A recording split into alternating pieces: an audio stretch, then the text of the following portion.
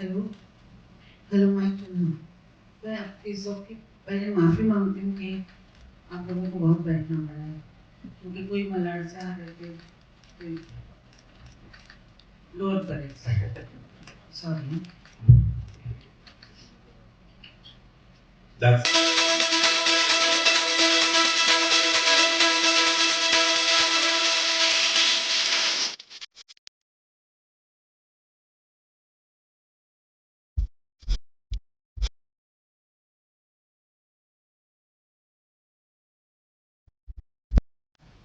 उसके बाद वो बोलते हैं हमारा बर्थडे नहीं मनाना है कि हम बड़े हो गए, अभी डांस करने जाएंगे। तो मुझे बताइए कि 90 साल में कोई बर्थडे मनाता है? तो ये लोग मेरे पीछे पड़ गए हैं। मेरा एक बेटा है, आनंद, मेरी जान है वो। और उसने जब कहा कि मैं तुम्हारा बर्थडे मनाना चाहता हूँ, ऐसा कुछ हुआ ही नहीं लाइफ में, दुनिया में, कि इतने उम्र तक कोई गाता है। तो मैंने कहा कि शो करने की क्या ज़रूरत है, घर में मनाऊंगा पार्टी वार्टी, तुम्हारा कुछ चाहिए तो। बोली नहीं, मैं दुनिया को दिखाना चाहता हूँ कि मेरी माँ कितने उम्र तक और खड़े होकर 3 घंटे कैसे गाती है। उसको हमेशा से मेरे ऊपर बहुत गर्व है कि मैं हमेशा काम करती उसने देखा है मुझे। उसने जन्म से लेके अभी तक देखा है कि मैं खड़ी हूँ, किचन भी देखती हूँ, बाहर भी देखती हूँ, गाना भी गाती हूँ। तो उसको एक अभिमान है मेरा, और मेरे सारे घर वालों को मेरा अभिमान है कि मैं इस उम्र तक गा रही हूँ। मेरे को ऐसा कुछ लगता नहीं है, गाना गाते हैं तो गाते रहने, उम्र बढ़ रही है तो बढ़ रही है, तो क्या करें ना। तो ऐसा कुछ बनाना नहीं चाहिए चाहती थी मैं, लेकिन इनके सामने झुकना पड़ा मुझे।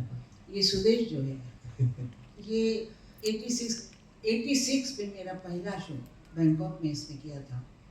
तब से वो कभी एज अ सिंगर नहीं गाया था, ऐसे बातें बातें करता था, हंसा था लोगों को, लेकिन सिंगर करके। तो उसको मैंने जब सिंगर बनाया, मुझे लगा कि ये इसके पास है कला। तब से आज तक जब भी मैं बुलाती हूँ कि सुदेश तुमको आना है, वो कभी पूछता नहीं है कि क्यों आना है, क्या आना है, कहाँ आना है। आपको मैं एक बात बताती हूँ। कलकत्ते में एक बहुत बड़े दूर जगह पे एक शो था मेरा। उस शो में जो हमारे मेन आर्टिस्ट थे, वो तबीयत खराब होके बॉम्बे में एकदम मतलब आ नहीं पाए। तो मैंने रात को, आधी रात को सुदेश को फ़ोन किया, और मैंने इतना ही कहा कि तुमको कलकत्ते पहुंचना है कल सुबह, और उस जगह पे बाय कार आना है। कहाँ कुछ ये मत पूछो, उसने कहा मैं पहुंच रहा हूँ। उसके अलावा उसने कुछ नहीं कहा, और वो आया और वो शो मेरा गाया उसने। तो इतना मेरा उसका अच्छा संबंध है, तो उसका और मैं तारीफ कुछ क्या करें, मेरा बेटा है। रही बात हमारे नीति शंकर की, नीति शंकर जी, वो हमारे म्यूज़िक का सब देखते हैं, कंडक्ट भी करते हैं, बजाते भी हैं, बहुत बड़ी म्यूजिशियन है। उन्होंने अल्लाह रखा खान साहब से तबला सीखा है, और बाद में जितने इंग्लिश होते बजाने के, तुंगा बुंगा बुंगा पुंगा, पता नहीं क्या होता है, सब वो बजाते हैं। और उनके वजह से मेरा जो ऑर्केस्ट्रा है, बड़ा बहुत खूबसूरत ऑर्केस्ट्रा है। अनमोल ऐसी चीज़ है, अनमोल हीरा है। अनमोल से मैं क्या कहूँ, वो जब आता है स्टेज पे तो मुझे एकदम सुकून आ जाता है कि हाँ, मुझे सांस लेने की जगह है अभी। और वो इतना अच्छी तरह संभालता है। तो मेरी जो टीम है उसमें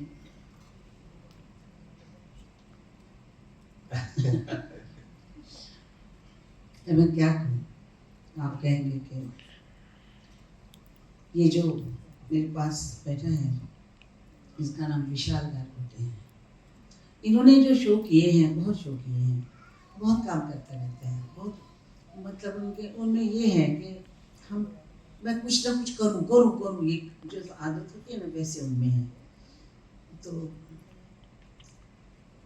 उन्होंने जब मेरे पास आए और मुझे कहा आपका शो मुझे करना है, तो मैंने कहा दुबई आओ, दुबई का शो देखो और सोचो कर सकते हो या नहीं। तो उन्होंने दुबई का शो भी देखा, बहुत बड़ा शो था, बहुत बड़े मतलब क्या लगा हुआ था, और क्या स्टेज, बहुत स्टेज बड़ा, और बहुत लोग थे वहाँ पर।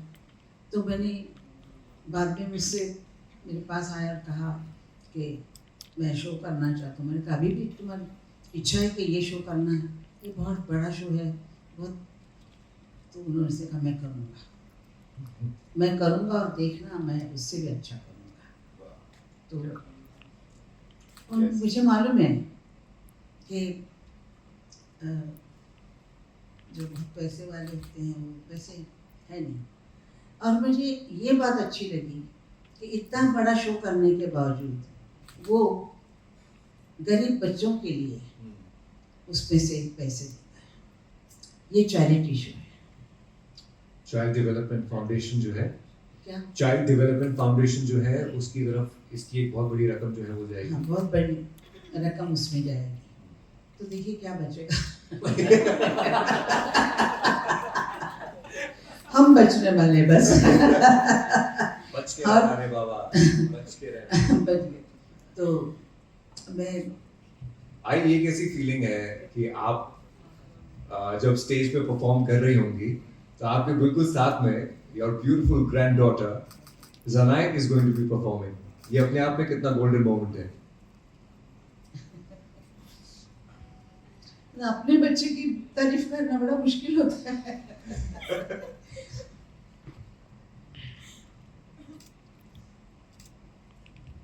ज़नाए आप बताओ, आपको कैसा फील हो रहा है? चलो लेट्स आस्क ज़नाए, क्योंकि देखिए मुझे एक ही बात बोलनी है कि जब से लक्ष्मी और मेरा उसका भाई पैदा हुए हैं, जुड़वा भाई बहन हैं ये लोग, वो अमेरिका में पढ़ता है और ये मेरे साथ मेरा दिमाग खाती रहती है।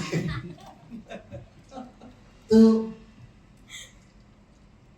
7 साल की उम्र से, उससे पहले उसने कथक डांस शुरू किया, फिर गाना मेरे साथ गाना बैठती थी। डांस पे बहुत ज़्यादा ध्यान था, एक्टिंग में बहुत ज़्यादा ध्यान था। तो हम बचपन से समझ गए थे कि बच्चे के पैर बोलते झूले में ही समझ आ जाते हैं। तो मुझे मालूम था कि ये आर्टिस्ट बनने वाली है, और मैंने कभी उसको रोका नहीं कि तुम आर्टिस्ट मत बनो, फिल्म में मत जाओ, ये मत करो, कभी मैंने रोका नहीं। हमारे फैमिली में विश्वास नाम की चीज़ बहुत बड़ी है, क्योंकि मैं उस पर विश्वास करती हूँ, वो मुझ पर विश्वास करती है। मुझे मालूम है वो कभी गलत नहीं करेगी। तो आप देखिए उसका डांस, फिर आप बोलिए आप तो दुबई नहीं आए होंगे, तो आज मतलब 9 तारीख को आप खुद डांस उसका देखिए, और उसकी जो परफॉर्मेंस है वो देख के आपको लगेगा कि star is born. Wow, that's a huge compliment. Star is born. ज़नाए, see हम सब के लिए Asha ji is the legend Asha ji, but तुम्हारे लिए तो दादी है, बट आफ्टर ऑल है तो लेजेंड, और उनके साथ में परफॉर्म करना, what is your feeling? Tell अस।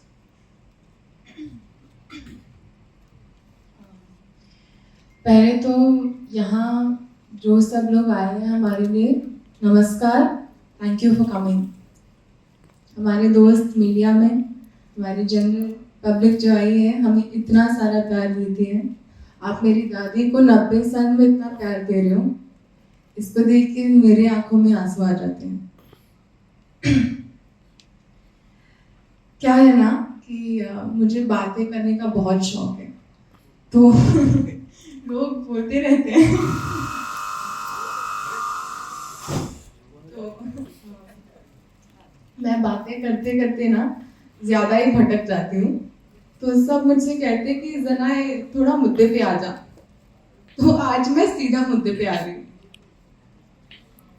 मैं अपने आप को बहुत भाग्यशाली समझती हूँ क्योंकि मैं इस घर में मेरा जन्म हुआ और इस कॉन्फ्रेंस के लिए दो चीज़ें हैं।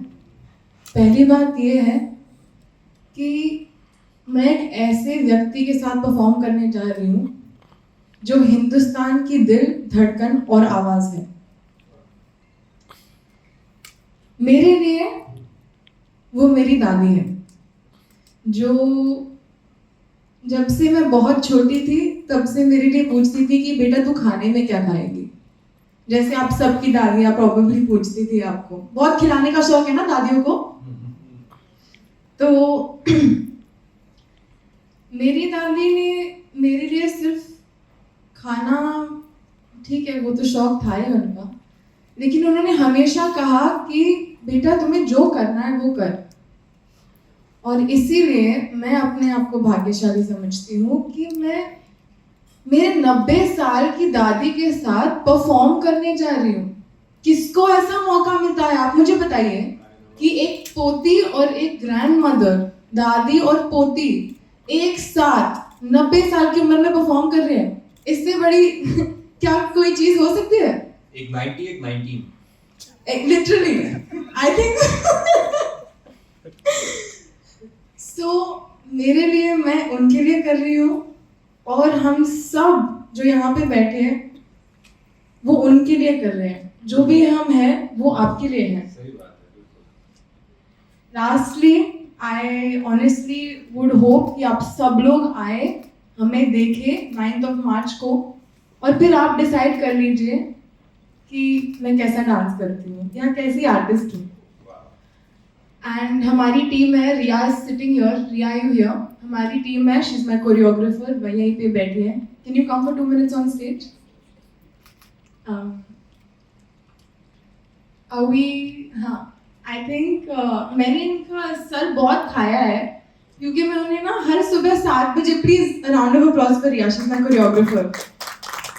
आप सर खाती हो तो ऐसे लंबे बाल हो जाते हैं?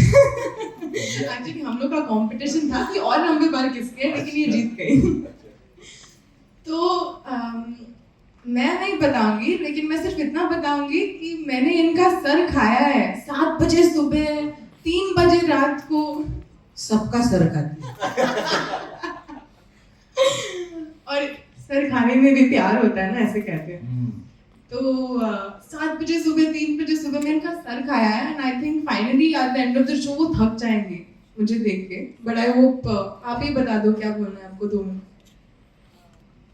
सबको नमस्ते एंड मैम सबको नमस्ते। It's like a dream come true. So मैं ये कहना चाहती हूँ कि हम संतोष सर के टीम से हैं and I am assisting him. And जना जब से मिली है तब से वो रात के 1 बजे हो, 3 बजे हो, सुबह 7 बजे जैसे बोला है, रिया मेरा रिहर्सल कितने बजे है, रिया मुझे ये स्टेप नहीं आ रहा है, शी इज रिकॉर्डिंग उसके वीडियोस और मुझे भेज रही है कि मैंने इतना सा थोड़ा चेंज किया, ये चलेगा। तो उसका एक्साइटमेंट देख के एज एन आर्टिस्ट, मतलब बहुत आर्टिस्ट से हम काम किए हैं, बट इतना एक्साइटमेंट, हर एक स्टेप के बारे में डिटेल्स में जाना। एंड हम उस दिन वही डिस्कस कर रहे थे संतोष सर से भी, that she is a star. I mean the way she performs, और हर वक्त फुल आउट देती है। एंड आशा ताई वो तो मतलब आपके बारे में बोलते बोलते थकती नहीं है। हाँ वो बहुत बात करते हैं, मैं भी बहुत बात करती हूँ। वो शी लाइक उनका ये है, शी इज़ अ स्टार, उनका ये एंट्री होगा। सो हम महीने से हम इस पे वर्क कर रहे हैं। It's been such a great journey, बहुत मज़ा आ रहा है।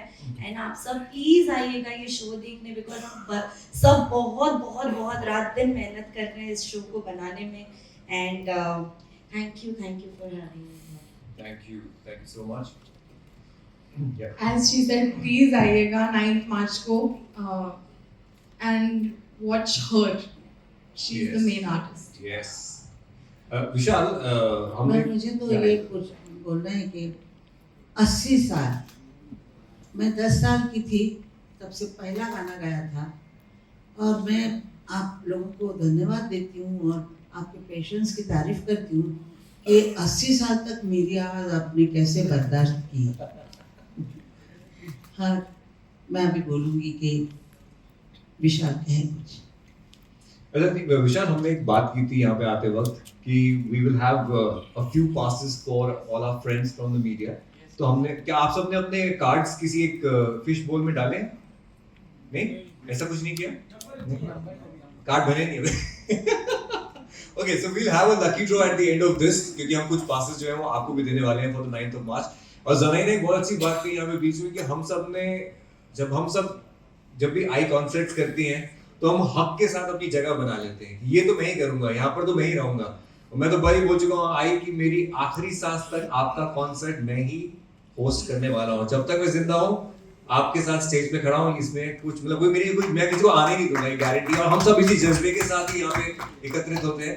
सुरेश जी, आपने इतने कॉन्सर्ट्स किए हैं, आपने कितने आर्टिस्ट के साथ परफॉर्म किया है, ये बताइए कि जब आप आशा जी के साथ स्टेज पे होते हैं तो क्या डिफरेंट होता है, क्या कुछ अलग है, कुछ प्लानिंग में या स्टेज की वाइब में, वो शेयर कीजिए।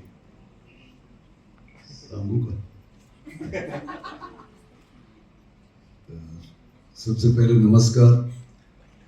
आशा जी ने जो आते ही कहा कि देर हो गई, एक्चुअली वजह मैं हूँ, मैं देर करता नहीं, देर हो जाती है। और मैं सिर्फ इस कॉन्सर्ट के बारे में इतना कहूँगा कि जो पहला कॉन्सर्ट मैंने किया था 1986 में, जहाँ आशा जी मुझे ले गई थी पंचमदा के साथ, उस वक्त जितना मैं एक्साइटेड था, नर्वस था, खुश था, उतना ही मैं इस कॉन्सर्ट के लिए भी एक्साइटेड हूँ। और जैसे अनमोल जी आपने बोला कि आशा जी के साथ क्या डिफरेंस है, आशा जी, सबसे पहली बड़ी बात तो ये है कि आशा जी को ये सवाल मैं हमेशा करता हूँ कि आई तुमच्याकडे एवढे मोठे मोठे क्लासिकल शिकलेले गायक आहे, तुम्ही मला का नाही था? जब मुझे आज भी सारे गामा पता नहीं से समझ में नहीं आता, तो मुझे सिर्फ देखी और मुस्कुराई, कुछ बोली नहीं। तो मैं आशा जी के बारे में ये बताऊंगा कि पहले जब मैंने स्टेज पे गाना शुरू किया था तो लोग बोलते थे, मेरे ही कुछ सीनियर्स, अरे ये तो मिमिक्री आर्टिस्ट, ये तो कॉमेडियन है, इससे क्यों गवा रहे हो?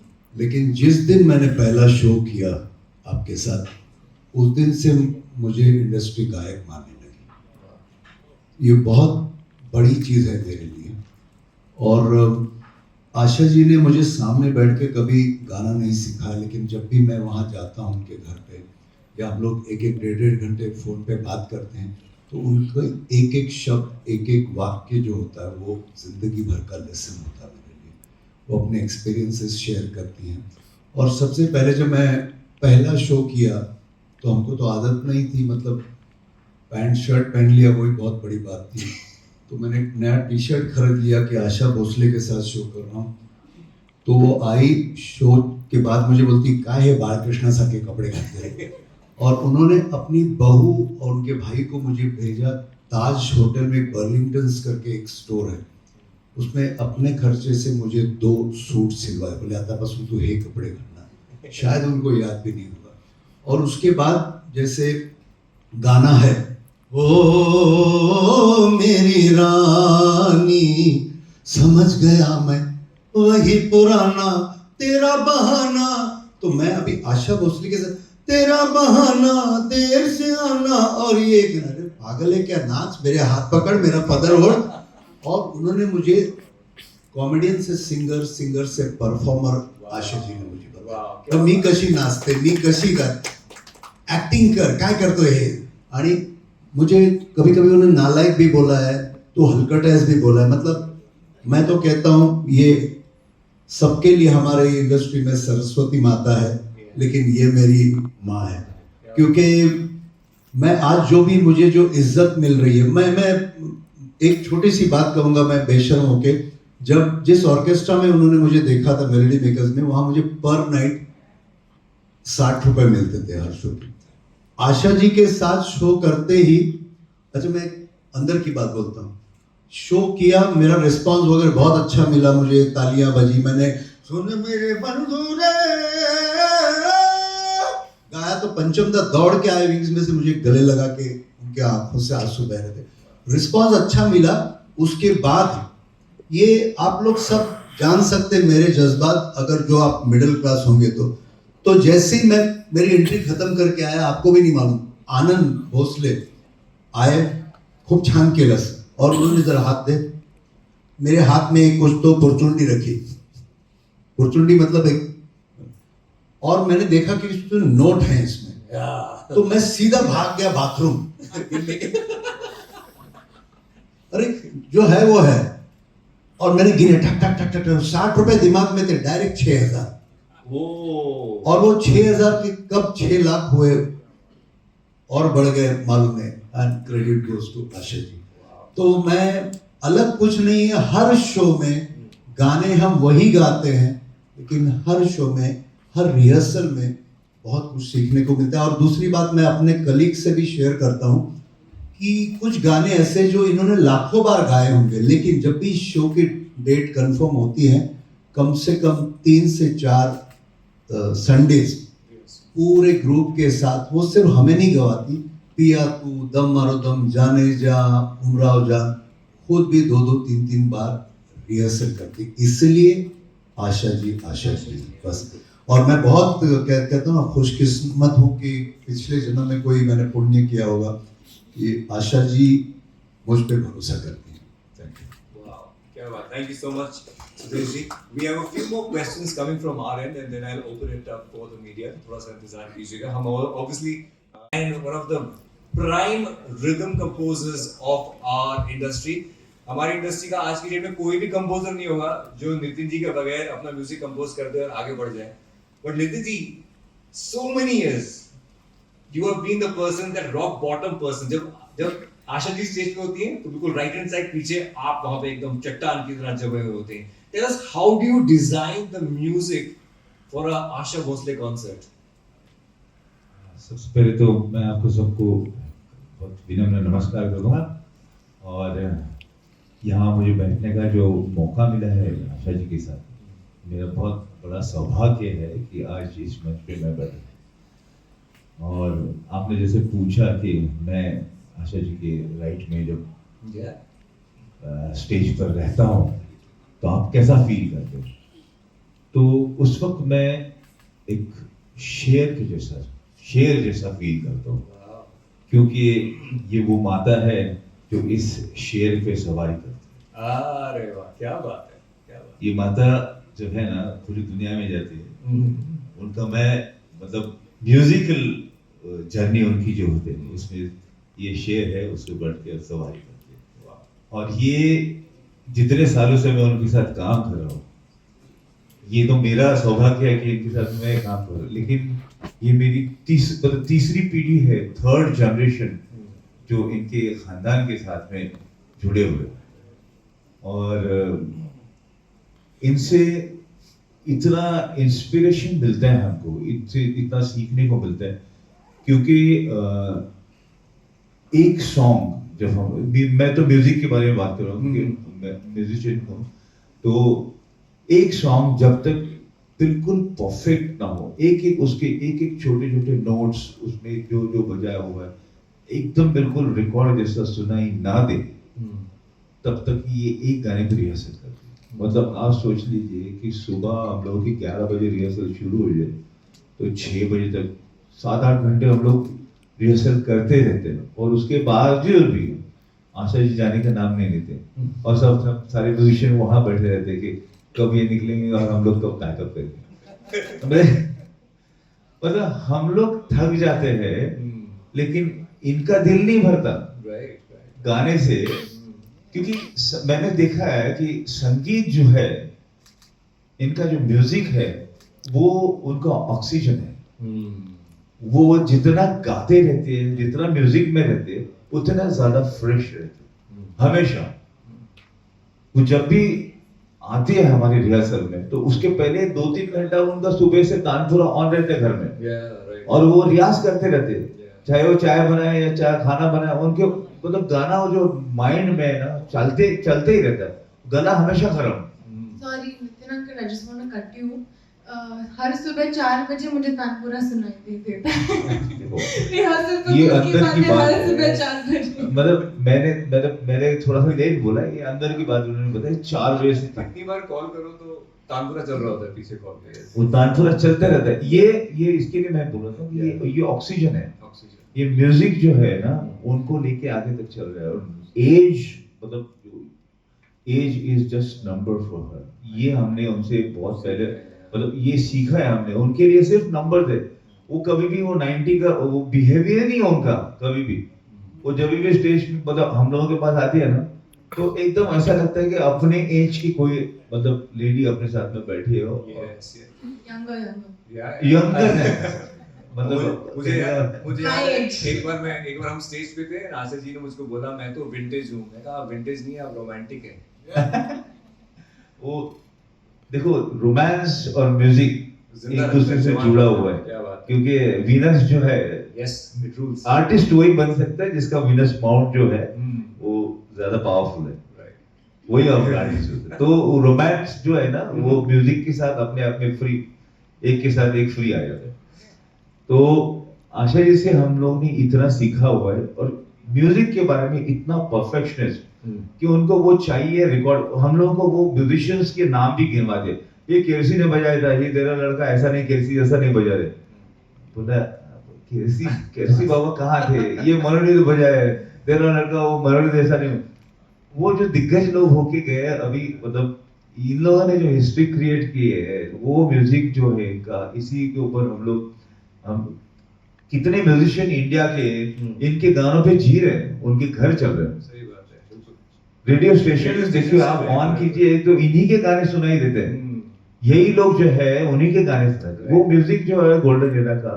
तो ये शो जो है, शो के बारे में बताऊंगा। इस शो में इन्होंने काफी सारे गाने, इन्हीं के गाने जो पुराने गाने हैं उसको न्यू स्टाइल से हमसे अरेंज करवा के उसका मतलब उसका मजा ही दुगना कर दिया। मतलब old wine in new bottle, new packing में वो लेके आ रहे हैं। और उसके साथ में मतलब वर्सेटाइल आर्टिस्ट है। वो स्टेज पे डायलॉग बोलेंगे, शेर मतलब शेर कहेंगे, डांस भी करते हैं, गाना तो है ही, और साथ साथ में कभी मूड आए तो वो मैजिक भी दिखा देते हैं।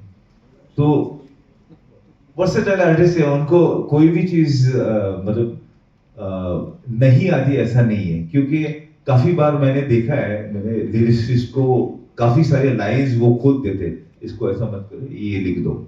तो ये लिरिसिस्ट भी हो गए। कंपोजर तो है ही, क्योंकि मैंने खुद ही उनके गाने अरेंज किए हुए एज अ कंपोजर। उन्होंने श्री श्री रविशंकर जी के लिए भी एक एल्बम किया था, उन्होंने कंपोज किया था, मैंने अरेंज किया था।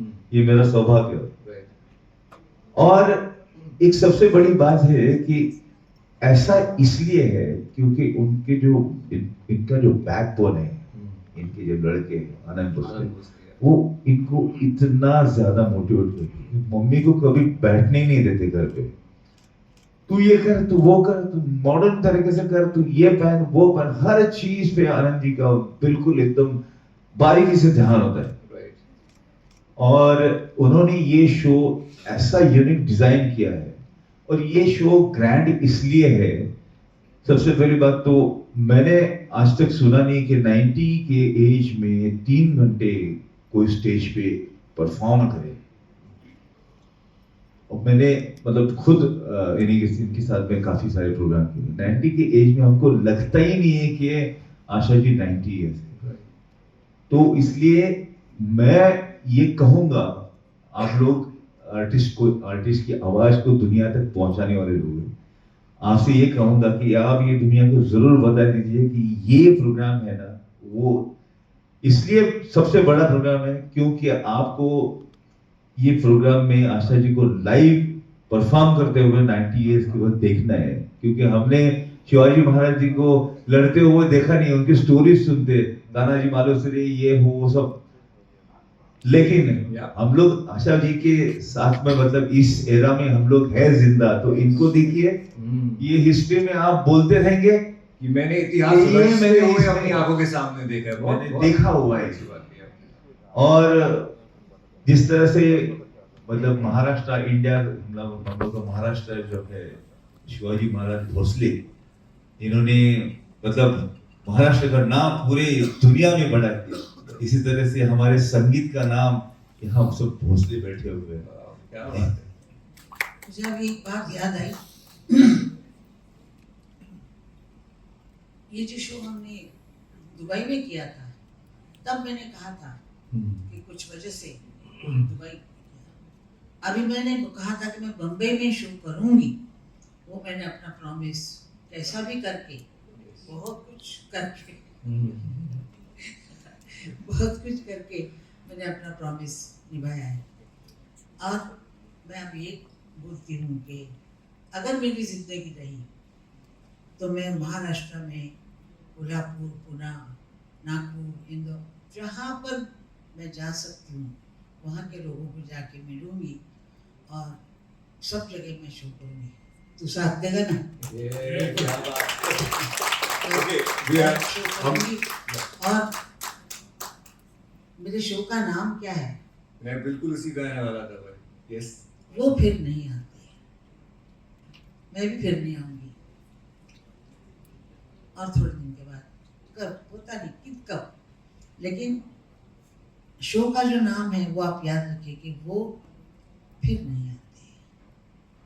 तो आप जब तक जो कोई है उसको देख लीजिएगा, ताकि आप कह सकेंगे कि हमने, अभी आप बोलते कि हमने किशोर को नहीं देखा, किसको नहीं देखा, मंडारी को नहीं देखा, ये करते हैं, तो ऐसा नहीं होना चाहिए। आप कहने चाहिए हमने आशा भोसले को देखा था। क्या बात है। तो उस फोटो पे सच्चाई रहती है, जहाँ दिल में सफाई रहती है। हम उस देश के वासी हैं जिस देश में आशा भोसले रहती हैं। और ये कॉन्सर्ट सिर्फ कॉन्सर्ट नहीं है, देश के मान सम्मान के लिए है। पूरी दुनिया में आप लोग डंका पीटिए कि 90 साल की उम्र में एक आर्टिस्ट जो परफॉर्म किया था वो हिंदुस्तान की मिट्टी से जन्मी आशा भोसले ही है। एक अभी मुझे खबर आई कि जो हमने लकी ड्रॉ आपके लिए अनाउंस किया था उसको कैंसिल कर दिया गया है। सबको पासेस दिए जाएंगे। आप सबके नंबर्स हैं हमारे पास में। You all are going to get the passes for Asha at 90। आप लोग एवरीबॉडी इज इनवाइटेड। आप लोग कुछ पूछना चाहेंगे? यस, अब हमारे सवाल आपकी तरफ। बिल्कुल ऑन आवर राइट। इधर पीछे पीछे। अच्छा चैतन्य जी आपके पास आता हूँ। सीनियर सर, बिल्कुल। क्या कुर्सी कर लेना चाहिए? प्रणाम आशा जी, मैं चैतन्य बोल रहा हूँ। आपसे बहुत बार मैं मिल चुका हूँ। जो मैं देख चुकी हूँ आपको बहुत बार। अच्छा, बम्बई का, दुबई और मुंबई, तो वहाँ जो आपने शो किया था उसमें बहुत बढ़िया शोमनशिप था। तो ये जो बॉम्बे में 9 मार्च को हो रहा है, इसमें शोमनशिप के हिसाब से क्या ऑडियंस को देखने मिलेगी और सुनने मिलेगी, वो आप थोड़ा बता सकते हैं? मैं ये कहूँगी कि आपको कहीं जाने का टाइम नहीं मिलेगा, पानी पीने के लिए नहीं मिलेगा। शो जब चालू होगा तो मैं आपको बताती नहीं हूँ, क्योंकि बता दूंगी तो उसका मज़ा चला जाएगा। लेकिन मैं कम से कम 26 गाने गाती हूँ इस एज में।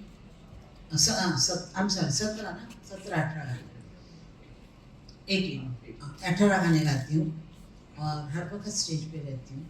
फिर ये हमारी जो गुड़िया है, ये गुड़िया बहुत सुंदर डांस करती हैं और सुदेश जी बहुत अच्छा मेरा साथ देते हैं।